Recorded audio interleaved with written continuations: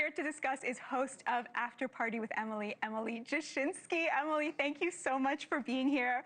So what did you make of the Real Housewives of Capitol Hill this week? Now, I agree with you. I actually think there's something important about hashing out our most important disputes and our most sensitive disputes in an emotional and passionate way, especially in the House of Representatives, where they are supposed to represent their constituents. I get that.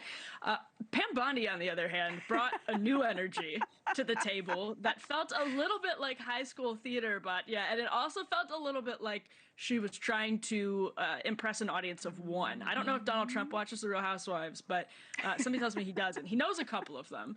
But that was, it seemed like she was trying to perform for the audience of one who also controls her ability to stay in that job. Now, one of the moments of high drama during the Pam Bondi hearing was the Democrats kept sort of pointing to the Epstein victims in the crowd who were sitting there in the audience behind. But as Michael Tracy pointed out, and we have this tweet here, all of the people who they were pointing to were actually adults when they met Jeffrey Epstein, and some of them actually never met him. Some of them were family members, even though the Democrats kept saying, you know, raise your hand if you've tried to contact the Justice Department and so forth. And, you know, Michael's really been pointing out how a lot of the conversation has truly been overblown around this. What was your reaction to that?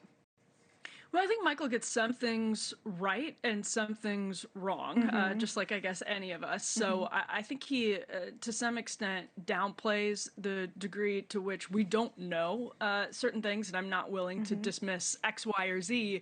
I think there are just some real open questions. I've been spending the last couple of weeks digging deep into the emails constantly in that Gmail inbox and in the Epstein library, and you know, there has been, he's correct, there has been a lot of imprecise language, particularly about children getting trafficked. Now, do I think there are still some open questions about that? Yes, but at the same time, there has been real imprecision in how people are. I think it is concerning that we could end up in another moral panic where justice is not done. It looks like my webcam light just went out, but nevertheless, it was Michael Tracy. It was Michael Tracy's controlling my power. Well, so Emily, yes. tell us a little bit about what you found in the files when you were looking through them. What surprised you the most? Well, you know, there's a lot of Kathy Rumler, who actually just on the end of this week was the chief legal counsel at Goldman Sachs. She was the White House counsel for Barack Obama. She's all over this. I think The Economist tabulated some 11,000 emails, and Steve Bannon as well, Batya, who you and I both know. And so I think just the levers of power being pulled behind the scenes in a coordinated way with very powerful people does stand out. Now, again, people are being imprecise about what exactly happened, but some of the reporting is really astounding about which deals, you know, whether it's the UAE or Israel that Epstein was in, and those are now, they're business deals with governments, and we now know a lot more about them. So that definitely has jumped out to me. Although no Epstein list per se, as was much touted, no evidence of a blackmail ring, no evidence of mass pedophilic activity from people in the files. In fact, have you seen any crimes so far that might be prosecuted in the files? Well, I would say in terms of the blackmail ring, for example, he had a calendar invitation that I found with Kathy Rumler that said, comma, NSA signals intelligence.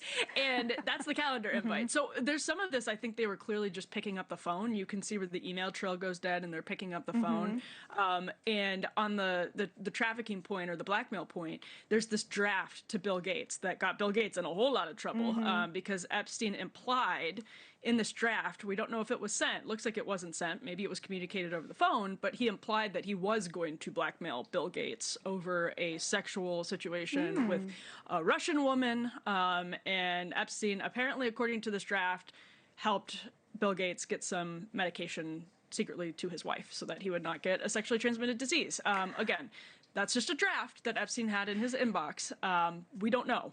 But in there, you see the heavy implication that he was thinking about blackmailing one of the most powerful and wealthy men in the world. So There is still more out there, I suspect. But to your point, there's this big story about a pedophile blackmail ring.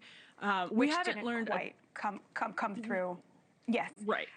Sorry. Thank you for watching. Subscribe below and download our NewsNation app right now on your phone, and you will get fact-based, unbiased news for all Americans.